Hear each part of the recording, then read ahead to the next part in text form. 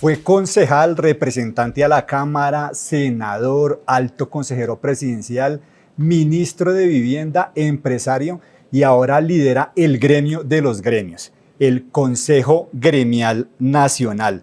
Aquí está en la redacción del Espectador Camilo Sánchez, presidente del Consejo Gremial Nacional y también presidente de Andesco, todo el gremio que reúne los servicios públicos de Colombia. Camilo, bienvenido a la redacción del Espectador. Muy complacido de estar aquí con ustedes, además porque soy admirador del Espectador y de lo que ustedes están haciendo digitalmente. Bueno, me parece muy bien. Tratamos de hacer el mejor trabajo posible con la información, escuchando a todas las fuentes de opinión y de información. Bueno, Camilo, lo quisimos invitar porque estamos viendo tiempos, yo creo que turbulentos, tiempos con temas de aranceles, mercado de Estados Unidos diciendo que toma una decisión y luego se devuelve, pero aquí localmente viendo temas energéticos difíciles, complicados, un sector de salud que está, digamos que en el triage, pasó el triage, pero ya está en cuidados intensivos, dicho por el mismo gobierno, no lo está diciendo el Espectador.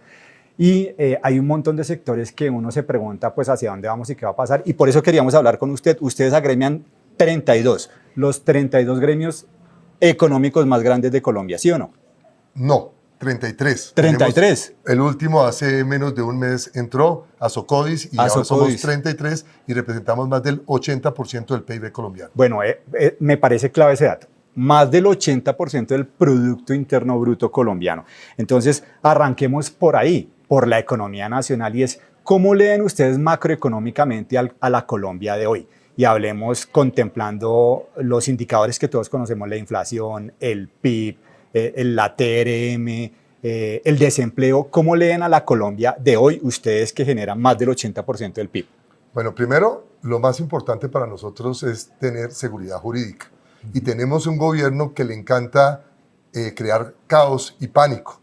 Y en esto el Consejo Gremial tiene dos funciones fundamentales. Primero, hacer estudios técnicos para presentárselos al gobierno y al país, para que no peleemos con las personas, sino lo hagamos a través de los datos. Dato mata relato, y ahí lo hemos hecho claramente con este gobierno y nos ha dado buen resultado. Pero la parte más importante, decirle a los colombianos que el sector empresarial y los gremios no nos vamos a quedar callados, que países como Cuba, como Nicaragua, como otros que se quedaron callados, después no pudieron decidir las cosas, y nosotros en este momento, sin miedo, tenemos que defender el empleo, la industria y lo más importante, la seguridad democrática que tiene que tener Colombia. Bueno, a él precisamente digamos que el gobierno siempre muestra unos datos, tiene una forma de decir las cosas, y yo creo que se trata también de un tema de discurso. Y uno ha visto también eso en los empresarios defendiendo técnicamente, hablando sus argumentos. ¿Cómo leen esa Colombia de hoy? Con esos indicadores, lo que le preguntaba, esos indicadores de inflación, de desempleo, de la TRM, incluso de la tasa de interés de referencia al Banco de la República. Pues yo le quiero mostrar lo siguiente. Nosotros no hacemos oposición, pero tenemos que dar los datos. Ajá. Hoy tenemos un desempleo nuevamente de 2 dígitos. Pues si las cosas fueran tan bien como dicen, pues no tendríamos que estar en 2 dígitos y sería menos lo que tendríamos que tener. Estamos viendo que es muy importante representar la parte autonómica de los sectores. Y yo quiero decirle que aquí también pedimos respeto por el Banco de la República. El Banco de la República, que es muy importante para todo este proceso, pues el presidente de la República hace menos de 8 días salió diciendo que estos señores no hacían caso, que no cumplían, y se le olvidó lo que dice la Constitución. El Banco de la República es un ente técnico que está para no hacer caso al gobierno, simplemente para cumplir una política monetaria en beneficio del sector productivo colombiano y de los colombianos. ¿Y qué pasó? Que yo, como nombré a una persona, entonces tengo que decirle que lo que él tiene que decir es lo que tiene que hacer. Creo que fue muy importante porque, aunque queremos todos que baje la tasa de interés en el país, porque supuestamente eso reactiva la economía, no podemos verlo solamente como una cosa, sino como un entorno total. Y fue importante esa autonomía que pidieron y exigieron, y el mismo presidente, el gerente del Banco de la República, lo dijo en Cartagena: presidente, respete al banco, respete a las mujeres del banco y respete la autonomía técnica que se tiene que tener. Por eso, entonces, ahí también pasamos a lo que tiene que ver con las tasas de interés. Esas tasas de interés han ido bajando. Necesitamos que bajen más rápidamente, pero tiene que ser técnicamente. Ahí se estudiaron cómo estaba pasando la producción colombiana, qué estaba sucediendo con la inversión, qué estaba pasando con todos estos procesos para tomar la decisión, porque lo fácil sí hubiera sido bajar las tasas, pero yo repito, fue importante eso.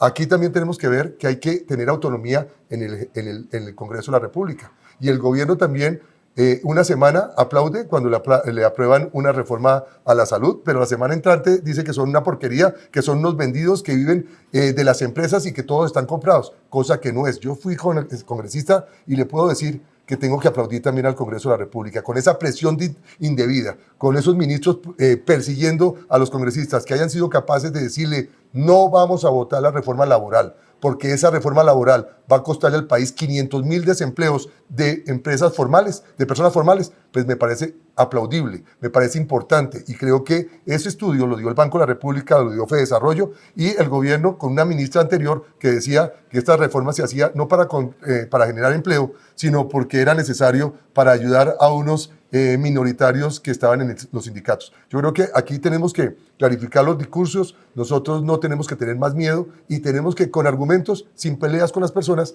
demostrarle a los colombianos que no nos estamos equivocando, que queremos lo mejor y que lo mejor si es bueno presentado por el gobierno lo aplaudimos, pero cuando es malo se lo diremos en la cara, presidente, no lo acompañamos y tendremos que pedir lo necesario para que se hagan las cosas como deben ser. De esa reforma le quiero preguntar más adelante porque por supuesto que es un tema, pues ya vamos en un llamado a la gente, ya hay algunas preguntas que se han venido conociendo, entonces de eso también vamos a hablar más adelante, pero entonces comencemos en orden, tema energético. 7 billones de pesos dicen ustedes que les adeudan a las empresas del sector.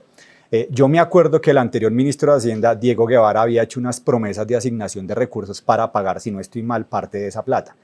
Primero, ¿cómo llegamos a esa deuda? 7 billones de pesos es mucha plata, es mucho dinero. Y segundo, ¿qué va a pasar si no les pagan? Bueno, primero, la cifra ya ha ido creciendo y estamos en 8 billones de pesos. Pero además, aquí también le doy un espacio al presidente. Esto no es de él. Esto también viene de gobiernos anteriores. La opción tarifaria es del gobierno Duque y ahí también retrasos en muchas cosas. Pero lo que no es de otros gobiernos es lo que tiene que ver con los subsidios. Y yo quiero decirle que... A los estratos 1, 2 y 3. 1, 2 y 3, que además les está diciendo mentiras el gobierno nacional. Yo le quiero decir lo siguiente. Aplaudimos cuando se fue el ministro de Minas y Energía, porque era un señor que se escondía, que no ponía la cara, que daba discursos, y en este caso, un tocayo suyo, Edwin Palma, por lo menos está hablando con nosotros, sentándose con nosotros y entendiendo que si no hacemos las cosas bien, vamos a tener un apagón financiero. Y el apagón financiero nos puede costar de 2 a 3 puntos del PIB colombiano. Y los que ya vivimos el apagón en 1991 y 92, sabemos lo que significa económica, social y para la generación de empleo y las familias colombianas. Entonces, ¿qué le estamos diciendo al gobierno? Por favor, presidente, aquí no tergiversemos. Primero, respeto con las empresas. No puede seguir diciendo que las empresas están robando, porque si están robando, ¿usted por qué no ha denunciado públicamente, no públicamente, sino en los entes de control a esas personas? Este es un sector, la fiscalía y a todos los entes, porque es que este es un sector súper vigilado. Aquí no se puede tomar decisión diferente si no ha pasado por la CREC y por todos los entes que están vigilando. Aquí, ¿cómo estamos haciendo nosotros al revés? Le pedimos al Contralor General y al Procurador para que hagan el acompañamiento del sector. ¿Y qué salió de esto? El Contralor y el Procurador, un mensaje de advertencia donde le dijo al ministro de Hacienda y al ministro de Minas que si se apaga este país con los estudios que ellos tienen, es responsabilidad del gobierno porque se debe a no haber entregado los subsidios. Y esos subsidios hoy están alrededor de los 3 billones de pesos. Y repito, ¿qué es el subsidio? No es un regalo del gobierno, son plata que entregaron nuestras empresas a los usuarios del estrato 1, 2 y 3. Hoy lo que requerimos es que se la devuelva a la economía para que siga ese círculo virtuoso y se pueda seguir moviendo la economía. Pero no puede ser como salía el subintendente de servicios, gracias a Dios también dijeron ayer que salía, entonces decía, ustedes tienen que seguir trabajando y entregando energía, así se quiebren. Eso no se puede dar. Ya tuvimos el apagón financiero en Colombia. Lo que pasa es que nos hacemos los locos, y se lo repito hoy. Hace menos de un mes, en Puerto Carreño, por 1.600 millones de pesos en el sector energético, no es nada. Eso equivale a un peso de un millón de pesos en un sector cualquiera. 1.600 millones mantuvieron 3 días apagados 40.000 personas en el Putumaya, una empresa pública. Así que, y que no era Dandesco. Así que es muy importante para que se den cuenta que el apagón sí existe y que no es para asustar y que casi se apaga Boyacá. Y por la fuerza que hemos tenido con el intergremial y con el Consejo Gremial, el ministro Palma se sentó con la empresa de Boyacá para evitar que se pudiera quedar sin gas muchos municipios de Boyacá. Aquí estamos a puertas de que esto suceda y va a pasar en la costa, porque a Aire, que hace 6 meses, a la gente se le olvida, el gobierno ya lo tiene en sus manos, no ha solucionado los problemas y no le ha entregado la plata que corresponde. En ese mensaje de advertencia del gobierno, sentamos a los ministros. Claro que el ministro anterior no fue capaz, el de Minas, de ir, solamente fue el ministro de Hacienda, y se comprometió que los primeros 4 meses de esos 3 billones iba a entregar 1 billón de pesos. No se ha cumplido con ese compromiso, estamos haciendo el seguimiento y muy seguramente después de Semana Santa estaremos haciendo el corte para ver si en estos primeros 4 meses se entregó esa plata. Si no, conste que si se apaga el país, presidente, es culpa de su gobierno, porque usted es el que tiene que entregar la plata que es de los colombianos y no de las empresas. Aquí no es una pelea de público y privado, es una pelea de ayudar a los estratos 1, 2 y 3. Y el doctor Palma ahí equivocadamente dijo que la opción tarifaria, que como no había pasado la reforma tributaria, entonces ahora no había recursos y que ahora lo tenía que pagar el estrato 4, 5 y 6, los comerciales y los industriales. Y yo le repito, doctor Palma, no se equivoque. Ahí por usted le perdonamos porque está recién llegado, pero le quiero decir, es que la opción tarifaria en la mayoría del país ya se cobró, en Bogotá ya se cobró, en Cali ya se cobró, en Medellín. Faltan unos lugares, en la costa, por ejemplo, pero por ejemplo Aire ya cobró el 90%. Afinia, que es de EPM, empresa pública, no le ha entregado la plata y es muy importante que le entregue porque ya el doctor Fico Gutiérrez les dijo al gobierno, le voy a entregar a Afinia porque no podemos mantener este desangre permanente que estaba alrededor de los 100.000 millones de pesos mensuales. Camilo, si le entiendo bien, entonces eso quiere decir que ahorita, después de Semana Santa, y ya ustedes mirando sus números, sus balances, todo, ¿se tomarían decisiones ya puntuales sobre cortes de energía? Es que más aún, lo que estamos es evitando que se den, porque estamos pidiendo que el gobierno priorice los recursos. Entendemos que enero y febrero no tuviera plata porque se habían gastado y no había fuentes de ingreso en ese momento, pero hoy le voy a contar unas. Yo estuve en la Comisión Tercera del Senado y manejo el presupuesto al perfecto estado y he estado en las reformas tributarias que se tenían, en unas a favor y otras en contra, pero lo voy a contar. Hoy están las utilidades de Ecopetrol que se le van a entrar al gobierno, están las utilidades del Banco de la República que le entran al gobierno. Triste las de Ecopetrol, que van a ser mucho menos de la mitad de lo que tenían que ser, porque el gobierno con ideología apagó una empresa que es la bandera de todos los colombianos, que es Ecopetrol. Y ahorita hablaremos de ese Consejo de Ministros, donde fue penoso, que ahí reconoció, lo que hablaremos más adelante, que no hay gas en Colombia. Pero, repito, pero ya también entraron los grandes contribuyentes y los ingresos tributarios. Este presupuesto es el más grande de la historia, 511 billones. Aquí lo que tiene que hacer el gobierno es priorizar y empezar a pagar la salud, la educación, los subsidios, porque esa es la prioridad que tiene el Estado con los usuarios colombianos. Camilo, habla usted del gas, toca el tema del gas y lo tenía yo acá como la siguiente pregunta porque pues no se trata de un orden de prioridades, pero es lo que nos toca a todos. La energía nos toca a todos, el gas nos toca a todos, usted es el de Andesco, entonces obviamente tiene sentido hacerle esta pregunta. Y es, ¿qué es lo que está pasando con el gas? ¿Hay gas? ¿No hay gas? Por fortuna ya escuchamos noticias de Sirius 2 que nos va a dar la posibilidad de planearnos a 20 años, eso es positivo, pero ¿qué es lo que está pasando con el gas? Porque todos en general en Colombia nos quedamos con ese anuncio, ese titular de que nos iban a subir 36% la tarifa en el servicio del gas, por lo menos a los que vivimos acá en el centro del país. ¿Qué es lo que está pasando con el gas en Colombia? Primero, repito lo anterior, por ideología decidieron decrecer a Ecopetrol. Triste. Una empresa que ha sido abanderada de la inversión social del país. Ahí estaba la caja, normalmente los gobiernos para poder hacer las inversiones. Es la empresa más grande de Colombia. Y la más importante, y además hace todo lo necesario para evitar contaminar. Colombia contamina menos de lo que debería contaminar como un país en desarrollo. Contaminamos el 0.06% y eso es mínimo con respecto al mundo. Nosotros, si no dejáramos de existir, no pasaría nada con el mundo.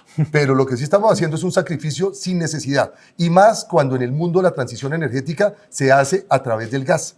Y usted lo estaba hablando conmigo antes de esta entrevista. En el mundo eso no se puede pasar de esto a llegar a la atómica, porque primero no nos permite muy seguramente el presupuesto llegar a energía nuclear, no lo tenemos, pero sí tenemos que ir pasando de sostener no carbón, llegar a gas y poder llegar a energía y después ir avanzando a energías más limpias todavía, como las que queremos traer de La Guajira, que ahorita también hablaremos de eso, que todo se quedó en discurso porque no ha llegado. Y sí se están haciendo unas obras muy importantes, por ejemplo, por el Grupo de Energía de Bogotá, una empresa mixta, donde también está haciendo la colectora. Entonces, ¿qué digo? El presidente dijo que no necesitábamos importar gas porque aquí había gas, que aquí había unos especuladores y que esas empresas estaban haciendo trampa. Pero lo vimos hace nada en su Consejo de Ministros diciendo, señor presidente de Ecopetrol, traiga gas, usted tiene que importar. ¿por qué tiene que importar si hay?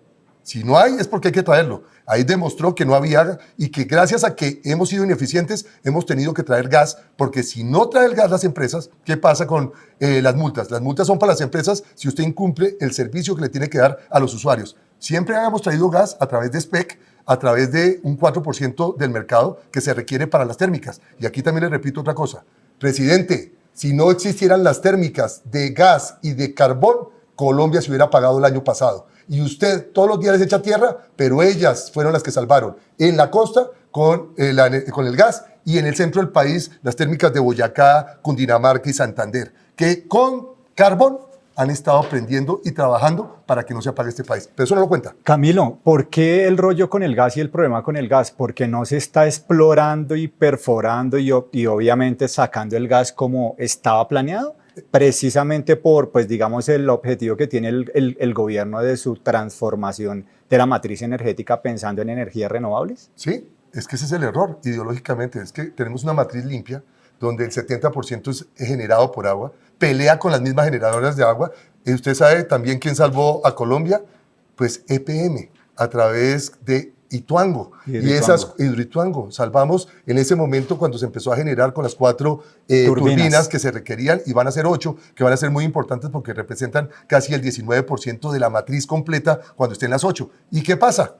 Que como tiene una pelea personal con Antioquia, pues nos está haciendo un daño sin precedentes, porque EPM, repito, me siento orgulloso de que EPM sea uno de mis afiliados, porque ha sido fundamental para tener agua y generación energética de esta manera. Aquí tenemos que ser economistas. Me parece maravilloso que a él le guste David Ricardo, pero yo lo que lo invito es que miremos que la energía más cara es la que no se tiene, que la transición energética se hace con gas y que lo más importante es que tenemos que aprovechar las ventajas comparativas por encima de cualquier ideología. Entonces yo lo que invito al presidente es que tenga a los empresarios como sus mejores aliados. Los aliados son para aprovecharlos y nosotros somos los que hacemos las inversiones. Los otros echan discursos. Yo estuve de ministro y sé que hablamos de billones y billones, pero eso se demora tiempo. Las empresas vienen, invierten. Y la gran reforma se hizo la ley 142 y 143, que yo era senador de la República en ese momento, y fue muy importante por un motivo, porque entró la empresa pública y la privada a competir, y los privados empezaron a hacer inversiones, y en 30 años no tuvimos apagón, hicimos el desarrollo más importante, llegando a cada uno de los rincones del país. Claro que tenemos todavía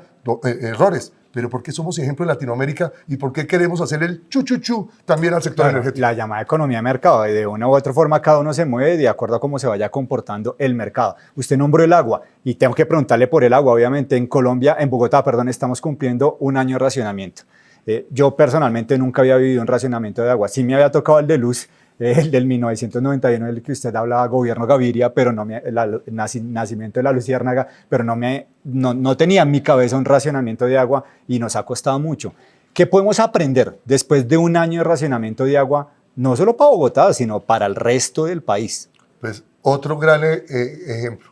En mi última columna digo que con alcaldes y gobernadores sí podemos. Si el gobierno se va a dedicar a hacer política, pues tenemos que trabajar con las regiones que quieran avanzar. Y yo aquí tengo que felicitar al alcalde de Bogotá, porque era muy fácil hacerse de la vista gorda y no hacer ese racionamiento. Y eso se hizo por técnica, porque no se hicieron las inversiones que se tenían que hacer en gobiernos de las alcaldías anteriores, y no voy a dar nombres para que no crean que es que yo tengo fijación con alguna, pero lo que sí sé es que esto viene de atrás, pero hoy el alcalde de Bogotá, con la doctora Natacha en el acueducto de Bogotá, ha hecho una tarea importante, decirle a los bogotanos que entre todos podemos ayudar a que no tengamos un racionamiento más largo, que no podíamos permitir que nos quedáramos sin agua para esto, y que los embalses de agua potable son diferentes a los embalses de generación de energía, porque la gente tampoco conoce el tema, y que aquí lo más importante es que tenemos que buscar soluciones hacia el futuro. Menos mal que a la doctora Muhammad no le quedó la última herencia que nos iba a dejar en el Ministerio de Ambiente, donde nos quería acabar de una vez por todas la sana Bogotá y Cundinamarca. Ahí también, gracias a Dios, también hicimos lo propio. Ahora la vamos a tener que discutir en Planación Nacional. Pero Nacional, sí. Me extraña porque ella dijo que no iba a volverse a sentar en una mesa, pues ahora la veo sentada de todas maneras. Presidente del Consejo Gremial Nacional, a ver, le quiero preguntar por el tema del momento. Ustedes agremian a la ANDI, que son los industriales de Colombia, agremian a Analdex, que son los exportadores de Colombia, y el tema del momento son los aranceles. Los mercados uno los ve haciendo así, hay destrucción de valor. Todos sabemos que cuando se destruye valor, los fondos de pensiones, donde está la plata de todos nosotros, invierten en esos mercados, y cuando uno ve las caídas, pues le duele a uno el estómago. Qué bueno cuando son subidas, pero cuando son caídas le duele a uno el estómago. ¿Cómo leer esta situación? Que un día parece que se echa para atrás, otro día se echa para adelante. En un comercio global en donde, seamos sinceros, Colombia es insignificante, es muy pequeño, pero pues igual somos un país que necesita exportar, no nos podemos quedar solo aquí adentro. Eso lo hemos aprendido en una dinámica económica de años. ¿Cómo leer la coyuntura actual donde dependemos tanto de las declaraciones del presidente de Estados Unidos? Y no del de Estados Unidos, sino la de Colombia, porque entre esos dos monstruos podemos lograr cualquier hecatombe en la exportación de Colombia. Por eso, ¿qué estamos haciendo nosotros? Tenemos diferencias, el Consejo Gremial tiene muchas diferencias con el gobierno, pero por encima de todo está Colombia. Por eso nos sentamos con la canciller y por eso llevamos al 95% de los que se reunieron con la canciller, la ministra de Agricultura y la ministra encargada de Comercio para poner y buscar soluciones. ¿Y qué hicimos? Desde esa diferencia nos sentamos a hablar de los puntos neurálgicos que tiene el país. Aquí no solamente es el problema de los aranceles, porque usted también se ha dado cuenta. Aquí estamos viendo el impacto que tiene eso en la tasa de cambio y cómo también hemos cambiado nosotros, porque ahora nuestra deuda está en dólares y antes estaba en pesos y sigue subiendo, y con una devaluación como esta se nos complican nuestras finanzas. Pero ¿qué estamos haciendo nosotros? Buscándole alternativas y pidiendo algo que es muy importante: cordura y ser muy prácticos en no cometer errores ni con X, ni con discursos, ni sacar al populismo, ni el nacionalismo. Eso nos puede costar mucho trabajo. Llevamos 100 años trabajando con los Estados Unidos. Hay 30% del mercado nuestro de importación y exportación con los Estados Unidos que lo hemos consolidado. Y hoy estamos demorándonos en tomar decisiones. Por eso le dijimos al gobierno, sí, fíjese, ya bajó el arancel y puso a todo el mundo por 90 días al 10%. Perdimos la ventaja comparativa que teníamos hace 2 días, que dijeron que había países como Brasil y como Vietnam que tenían mayor arancel. Y entonces ahí vamos a tener una mayor competitividad, por ejemplo, en café. Sí, ya quedamos iguales. Y ahora quedamos iguales, pero entonces no cambiaron las reglas. ¿Pero qué tenemos que tener cuidado? La desertificación. Y ahí es donde nosotros nos estamos sentando. Esa era la otra pregunta que le quería hacer, porque estamos hablando de Estados Unidos y aparentemente se nos viene la desertificación. ¿Cuál podría ser las consecuencias mirándolo desde el sector empresarial? Bueno, y ahí vuelvo, es que termino lo de la reunión con la canciller. Lo primero que quiero que quede claro es que no es cierto que hubo una pelea, son mesas. Cuando usted tiene diferencias, para eso crea las mesas, o si no, no hacía mesas, sino tomaba la decisión sin sentarse con las personas. Y nos sentamos, en ese caso estuvimos el 95% personas del Consejo Gremial y otros 2 de otras agremiaciones. De resto, era esa la reunión. ¿Y qué se tomó ahí importante? Hablar de cuáles eran las fórmulas que se tenían que trabajar y cómo tenemos que defender, no solamente buscar mercados hacia el futuro, que es maravilloso que digamos eso, pero es que eso suena fácil, pero es que usted no puede compensar el mercado de los Estados Unidos de la noche a la mañana. Y que tuviéramos mucho cuidado en temas fundamentales para esa desertificación que se nos puede venir. ¿Qué es? ¿Cómo van a ser nuestras relaciones con otros países para que esas relaciones no impidan que tengamos un buen desempeño con los Estados Unidos? ¿Qué debemos hacer con la parte migratoria? Es un tema fundamental. Pero no podemos salir aquí diciendo que hacemos nada para que pase la gente por el Darién y que se siga teniendo problemas importantísimos. ¿Y qué vamos a hacer con la parte del narcotráfico? ¿Y qué vamos a hacer con esa locura de cultivos de coca que tenemos en el territorio? ¿Cómo vamos a actuar y mostrar que estamos haciendo lo necesario? Es que a la gente también se le olvida. Estamos repitiendo la historia. Nosotros ya tuvimos desertificación y el costo de la desertificación es impresionante, económico y social, porque nos volvemos parias, porque tenemos dolores, porque se nos incrementan los costos, porque se nos incrementan también los costos financieros para las empresas y los créditos que van a tener las mismas. Para adquirir los créditos. Entonces, esto es muy complicado. Por eso el Consejo Gremial, desde la diferencia, busca primero Colombia. No estamos diciendo que esté perfecto, pero no nos dividan, no traten de hacer cosas que no son. Aquí estamos trabajando todos por Colombia, primero que todo. Tenemos muchas diferencias, pero si es para defender a Colombia, Colombia es primero. Camilo, no quiero, se nos está acabando el tiempo, entonces lo va a pedir unas respuestas más cortas porque todavía tenemos muchos temas. Hablemos de reformas. ¿Por qué no se logran poner de acuerdo en la laboral? Todos sabemos que el país sí necesita una reforma laboral. ¿Y por qué? Porque es que hace 15 años no había trabajos como los que hay hoy. Hace 15, 20 años no teníamos el trabajo híbrido. Hace 15, 10 años no había tanta gente trabajando en esto, en el escenario digital. El país sí necesita una reforma laboral. ¿Por qué no logran ponerse de acuerdo el gobierno y los empresarios, que en última son los 2 actores principales ahí? Pues ahí está. Ojalá que el presidente y el ministro de Trabajo estén oyendo este momento tan importante. ¿Por qué?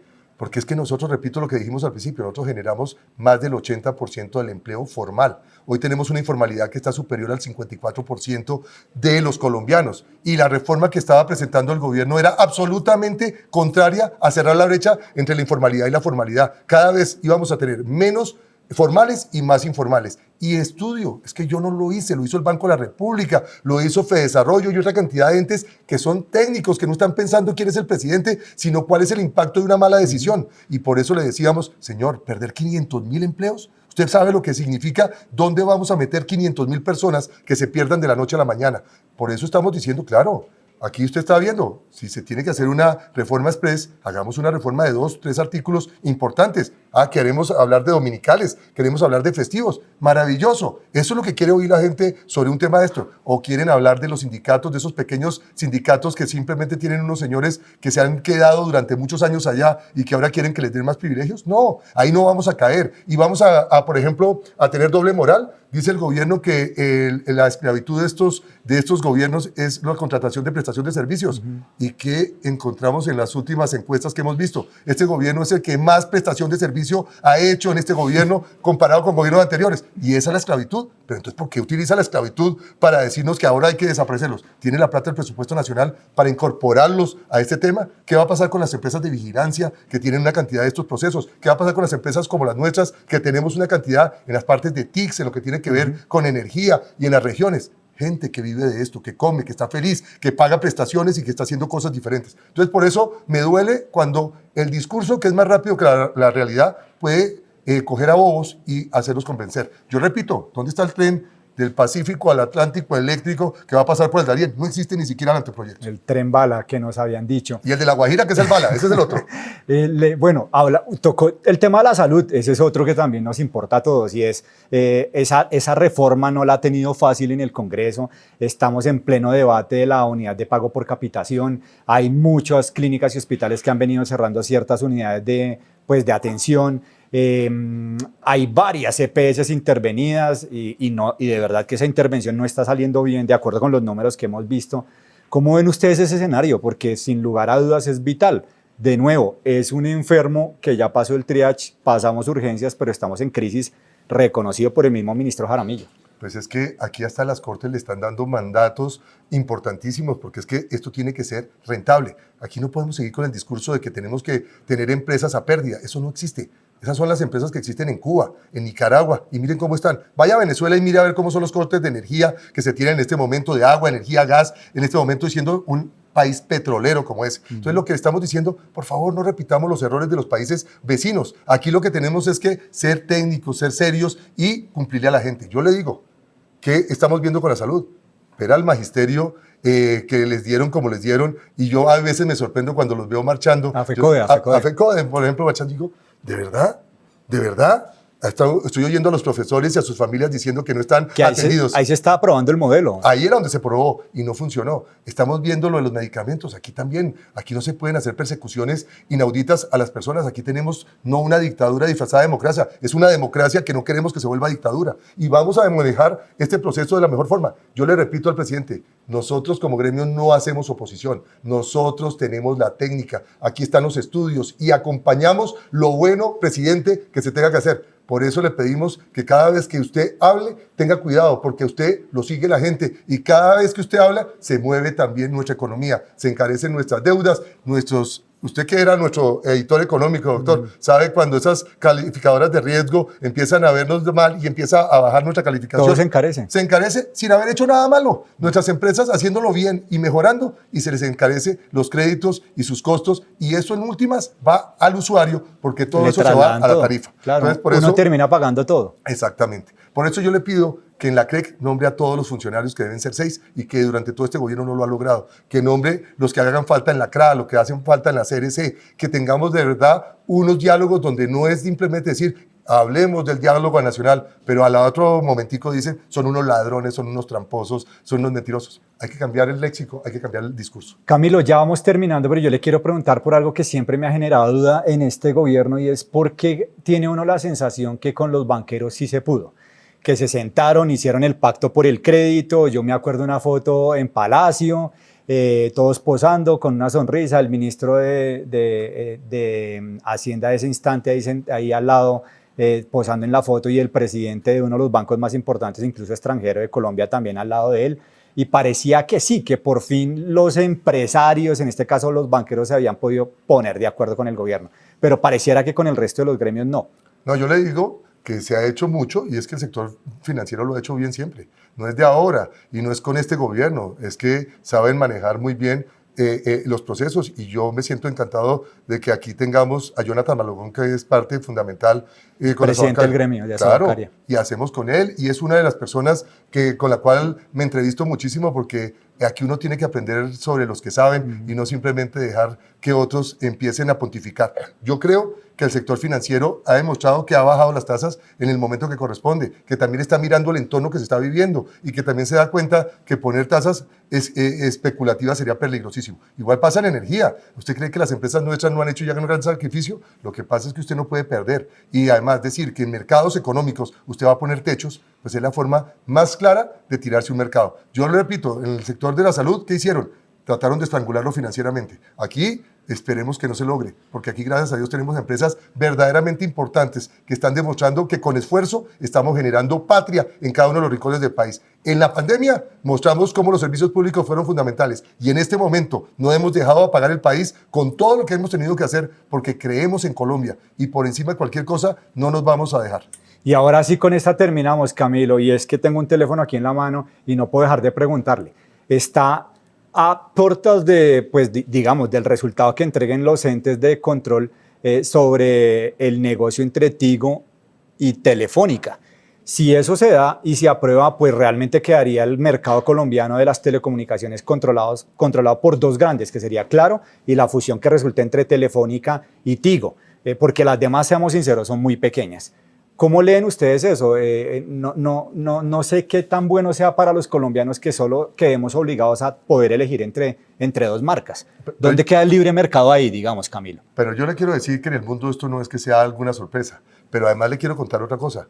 El mercado que mejor beneficio ha tenido para los usuarios es el de TIC. Y yo le quiero representar. O sea, entre más pasa el tiempo, más barato el servicio. Más servicio. ¿Verdad? Y sí. solamente pregúntense ustedes qué recibían hace 2 años y cuáles eran sus paquetes y lo que estaban pagando. Y costo-beneficio, hoy les quiero decir que no ha sido como ustedes o como quieren mostrarnos, de que esto, el monopolio o oligopolio, está castigándolo porque eso se hace con precio. No ha sido así. Ha sido un mercado que ha sido castigado, que tenemos espectro caro, que ayer estuve con el ministro de las TICs y estamos mirando cómo podemos mirar y avanzar para tener la cobertura al 85%, cómo tenemos que hacer inversiones fundamentales en la 5G y cómo estamos haciendo un trabajo muy importante. Yo, a diferencia de lo que usted dice, esas empresas pequeñas también son afiliadas mías y yo le quiero contar que hacen un esfuerzo muy importante y que llegan a territorios donde otras muy grandes tampoco puedan llegar. Entonces, eso también lo estamos avanzando. Pero repito, hoy, revisen sus cuentas, es el único sector deflacionario, ha crecido por debajo de la inflación los ingresos de las empresas y hoy lo que más estamos haciendo es pensando en los usuarios. Hoy estamos llegando a los rincones por esas empresas que están haciendo las inversiones sociales y están acompañando al gobierno. No solamente son los bancos, también son las de TICs, también son todas. Lo que pasa es que cuando a usted le crean un enemigo a vencer, pues siempre el empresariado son los ricos, son los que quieren ganar y no se dan cuenta que hay que tener respaldo a la inversión, pero también respeto por el usuario, como lo tenemos desde el primer día que yo llegué a Andesco y que estoy en el Consejo Gremial. Pues ahí está Camilo Sánchez, presidente del Consejo Gremial Nacional, presidente también de Andesco. Aquí en entrevista con El Espectador queríamos escuchar un poco esa visión, pues, del líder de los 33, ¿no? Ya me 33. Dijo, ¿no? De los 33 gremios que significan más del 80% del Producto Interno Bruto colombiano. Bueno, ojalá logren acercarse más porque esos puertos parecen estar muy lejos entre los empresarios y el gobierno, porque en últimas todos necesitamos remar para el mismo lado y que a todos nos vaya muy bien. Camilo, gracias por venir aquí a la redacción del Espectador. Y ahí seguimos mandando puentes y lo más importante, el empresariado no se esconde y siempre da la cara y dice la verdad. Ahí está, muchas gracias a todos ustedes por acompañarnos y recuerden que esta entrevista la encuentran en todas nuestras versiones digitales y también una versión para que ustedes la consulten en el momento en el que la quieran leer y ver. Muchas gracias y hasta pronto.